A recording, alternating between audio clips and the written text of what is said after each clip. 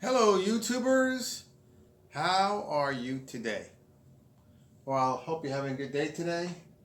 I hope you're getting closer to God, praying the rosary, and continuously praying the rosary, being devoted, because once you do that, you get the 15 promises that our Blessed Mother promised to us if we're devoted.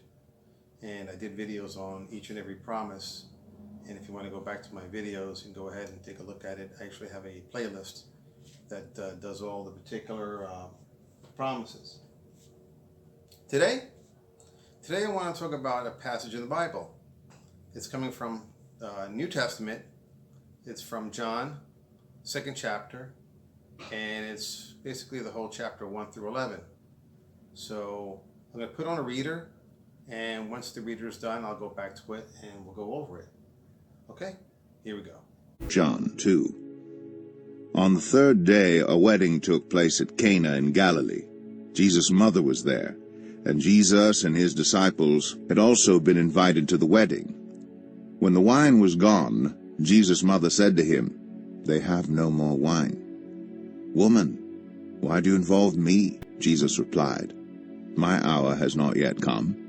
His mother said to the servants, "Do whatever he tells you." Nearby stood 6 stone water jars, the kind used by the Jews for ceremonial washing, each holding from 20 to 30 gallons. Jesus said to the servants, "Fill the jars with water." So they filled them to the brim. Then he told them, "Now draw some out and take it to the master of the banquet." They did so. And the master of the banquet tasted the water that had been turned into wine. He did not realize where it had come from, though the servants who had drawn the water knew. Then he called the bridegroom aside and said, "Everyone brings out the choice wine first, and then the cheaper wine after the guests have had too much to drink. But you have saved the best till now." Okay, well, I hope you enjoyed it. So it's basically regarding Jesus changes water into wine. And the thought that I had come to me after sometimes you go over the same passages, because this is a very famous passage, and it actually was the first miracle that Jesus had done. And so we're we all familiar with Jesus taking water and making it into wine. But I had an idea come through my mind, and basically what I thought was that our Holy Family, namely Jesus Christ, our Blessed Mother, and God the Father, they're really cool. They're really cool. And why do I say that? Well, as we go back to the passage, there was a wedding that took place in Cana in Galilee. And the Virgin Mother was there, and they were all sitting down having a good time with the reception. And the Blessed Mother noticed that they ran out of wine. There was no more wine in the reception. And her being a sensitive woman, she knew that there would be an embarrassment if there was no wine in the reception when they ran out. It's an embarrassing thing.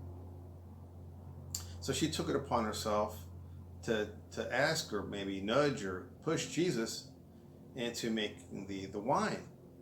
And now wine is an alcoholic drink, and it's interesting that our Blessed Mother would have Jesus make wine, and Jesus kind of pushed back on her. He said, "Hey, it's not my woman. It's not my time." But him being obeyed, one of the commandments, one of the 10 commandments is to obey your mother and father. And of course, him not to break any of the commandments, he went ahead and performed the miracle. And it was quite a bit of wine too. It was like gallons and gallons of wine. It wasn't just a couple pints of wine. These people probably got pretty drunk on that wine if they weren't drunk already. And so I was thinking, okay, well, the Virgin Mary, she asked Jesus to go and do that miracle, not for her, just to save the embarrassment for the people who got married. And then Jesus went ahead and did it.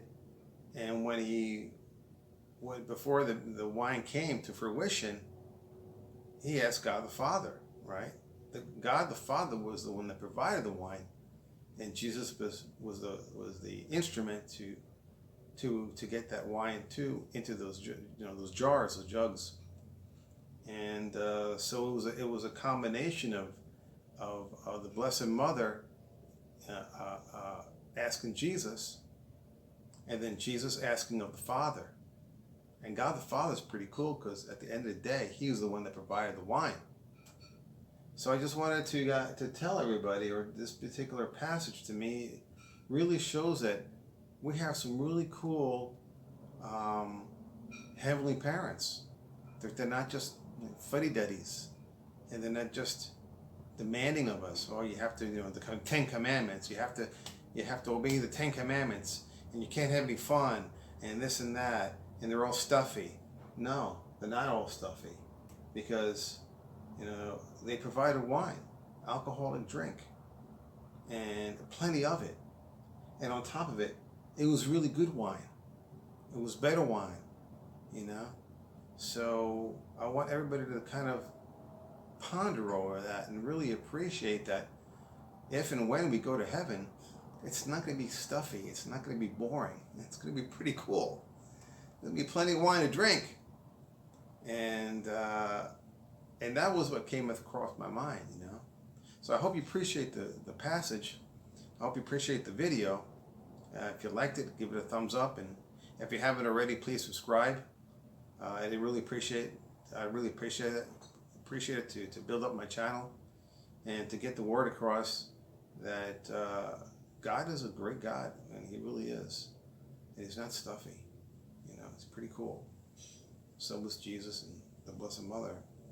She's wonderful. Keep praying the rosary. That's her prayer. And she's waiting to listen to you and hear from you. It can make her happy.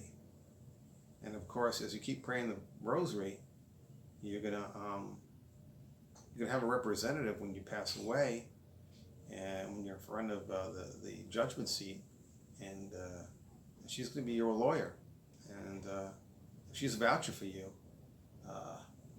Man, you can't get a better lawyer than her. So appreciate you guys listening to me, and as always, God bless.